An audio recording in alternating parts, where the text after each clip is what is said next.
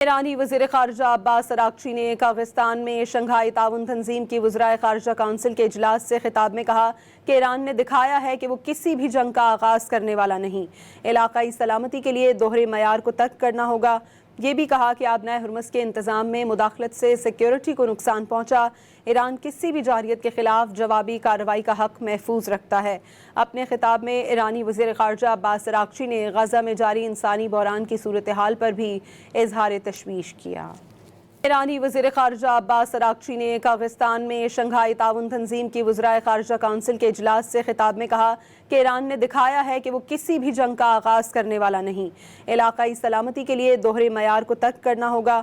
یہ بھی کہا کہ آبنائے ہرمز کے انتظام میں مداخلت سے سیکیورٹی کو نقصان پہنچا۔ ایران کسی بھی جارحیت کے خلاف جوابی کارروائی کا حق محفوظ رکھتا ہے۔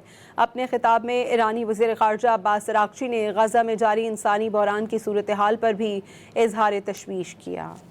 ایرانی وزیر خارجہ عباس اراغچی نے کاغستان میں شنگھائی تعاون تنظیم کی وزرائے خارجہ کونسل کے اجلاس سے خطاب میں کہا کہ ایران نے دکھایا ہے کہ وہ کسی بھی جنگ کا آغاز کرنے والا نہیں۔